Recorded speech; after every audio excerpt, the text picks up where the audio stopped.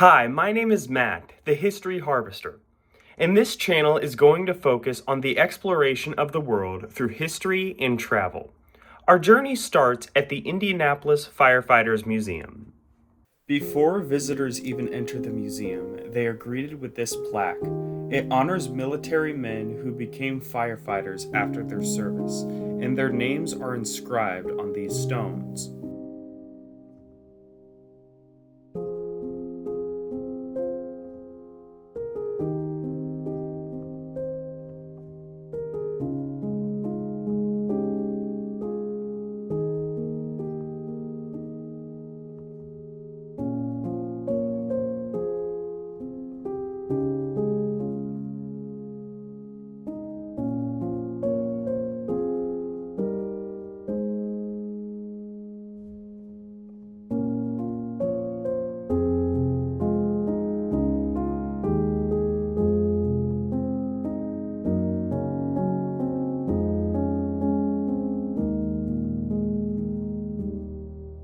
July 30th, 1945, at 12:14 a.m., the USS Indianapolis was torpedoed, and Indianapolis native James E. O'Donnell would endure 108 hours in hypothermic conditions.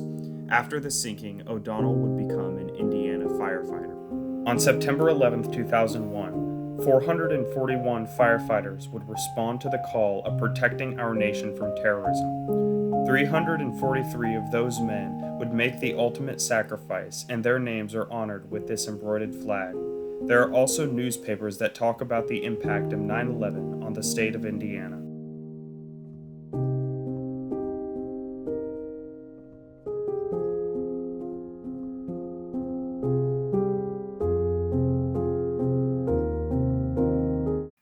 Here, we're moving on to something a little bit more lighthearted.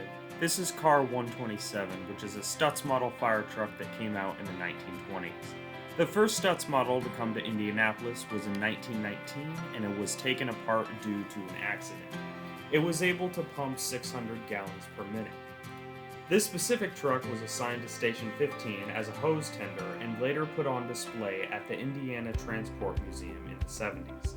It was then traded to Taft Gunter of Gas City and sold to Battalion Chief William Brown and subsequently received some restoration.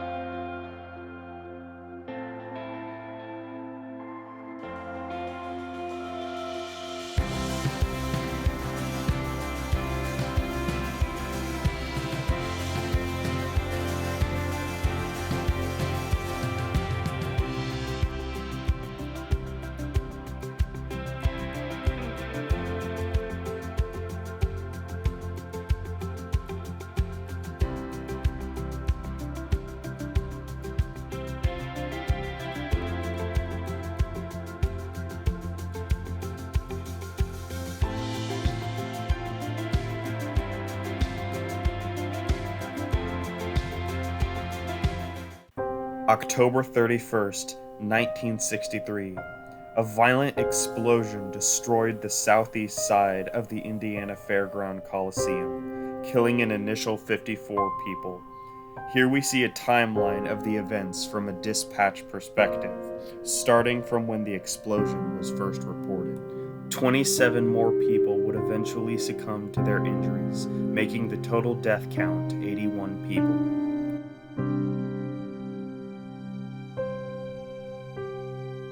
A bell rescued from a 1929 Stutz model fire truck by Carl W. Wilson and a fire alarm next to it honoring his legacy.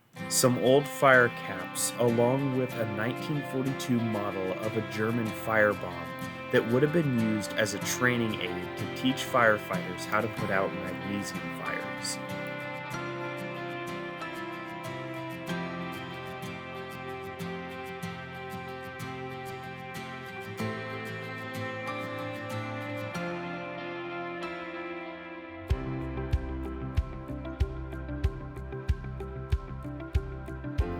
March 3rd, 1978, Breonna Slaughter becomes the first black female to be hired by the Indianapolis Fire Department.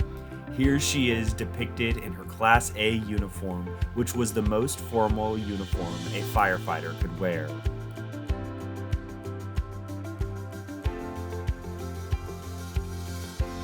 A couple people I think are worth mentioning: Hellman Johnson, who was the first black district chief, and Joseph Kimbrough, the first black fire chief.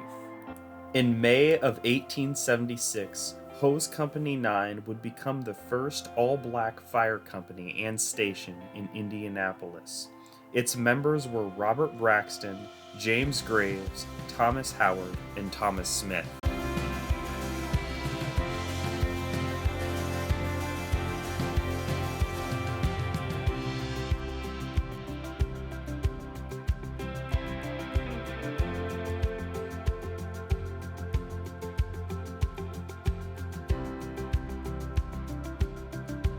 Some early models of self-contained breathing apparatuses worn by the Indianapolis Fire Department.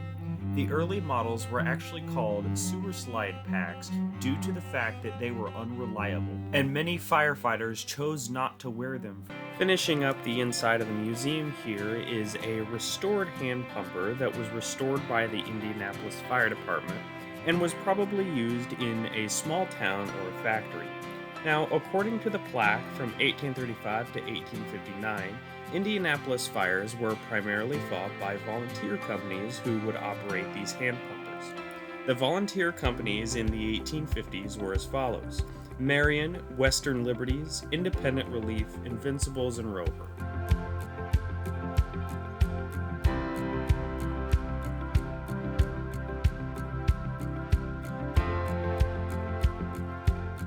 The final part of the museum is this memorial, and a plaque nearby reads as follows: Duty, Honor, Sacrifice. This memorial of stone, metal, and brick was created for our fallen firefighters, brave servants of this city who, through the love of life, dedication to duty, and loyalty to their fellow man, made the supreme sacrifice. For their unselfish sacrifice, we are forever grateful.